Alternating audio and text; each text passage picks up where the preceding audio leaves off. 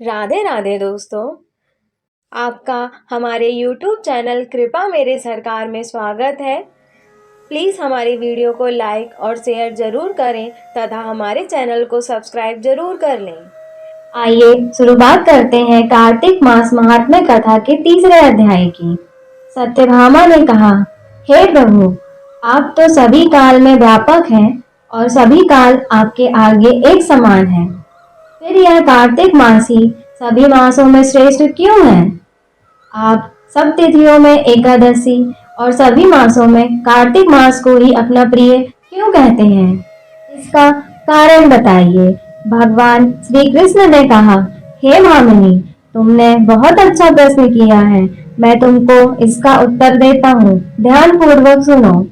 इसी प्रकार एक बार महाराज बैन के पुत्र राजा पृथु ने प्रश्न के उत्तर में देवर्षि नारद से प्रश्न किया था और जिसका उत्तर देते हुए नारद जी ने उसे कार्तिक मास की महिमा बताते हुए कहा, हे राजन, एक समय शंख नाम का एक राक्षस बहुत बलवान एवं अत्याचारी हो गया था। उसके अत्याचार से तीनों लोकों में त्राही त्राही मच गई।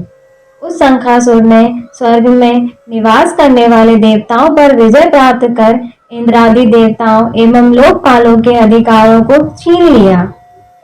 उससे भयभीत होकर समस्त देवता अपने परिवार के सदस्यों के साथ सुमेरु पर्वत की गुफाओं में बहुत दिनों तक छिपे रहे। तत्पश्चात वह निश्चिंत होकर सुमेरु पर्वत की गुफाओं में ही रहने लगे।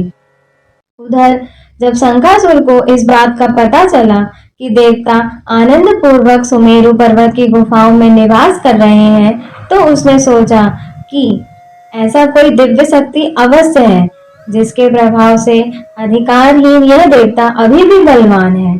सोचते सोचते वह इस निर्णय में पहुंचा, वेद मंत्रों के बल के कारण ही देवता बलवान हो रहे हैं। यदि इनसे वेद छीन लिए जाए तो वह बलहीन हो जाएंगे। नारद जी ने कहा, ऐसा मानकर शंखासुर विष्णु भगवान को सोते देख सत्यलोक से स्वयं उत्पन्न समस्त वेदों को चुरा लाया। जिस समय वह वेदों को चुरा रहा था, उसी समय बीजों के साथ यज्ञ मंत्र उसके डर से जल में छिप गए। शंखासुर भी वेद मंत्रों और बीज मंत्रों को खोजता हुआ समुद्र के भीतर घूमने लगा, किंतु वह राक्षस उन वेद मंत्रों को एक स्थान पर कहीं भी नहीं पा सका।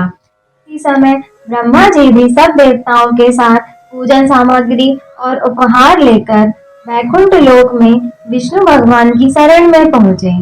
श्री विष्णु भगवान को प्रगाढ़ निद्रा से जगाने के लिए गाने बजाने तथा धूप गंधादिकों से बारंबार उनका पूजन करने लगे।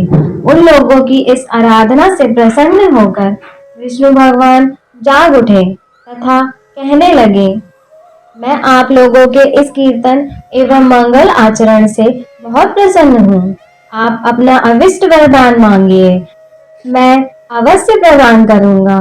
जो मनुष्य अश्विन शुक्ल की एकादशी से देवोत्थान एकादशी तक ब्रह्म मुहूर्त में उठकर मेरी पूजा करेंगे, उन्हें तुम्हारी ही भांति मेरे प्रसन्न होने के कारण सुख की प्राप्ति होगी।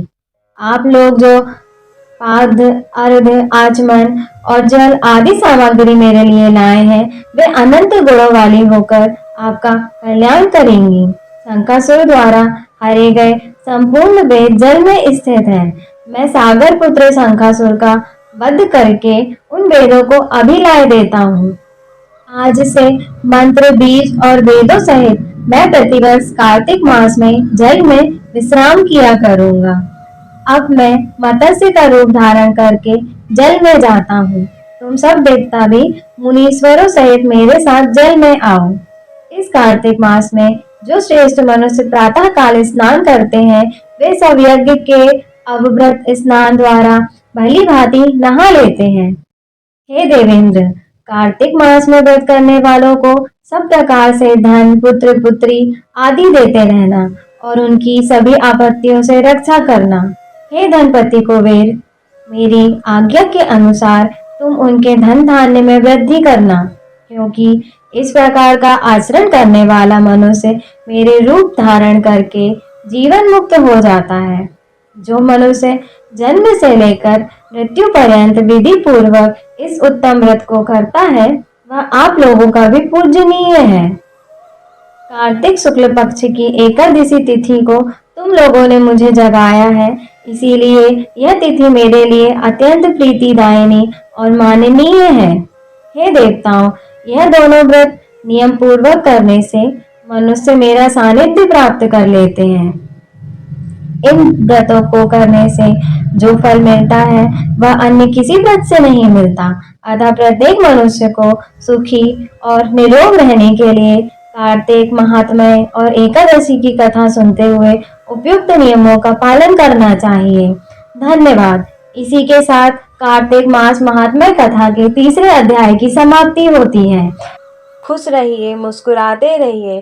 परमात्मा आपकी सभी मनोकामनाओं को पूर्ण करे।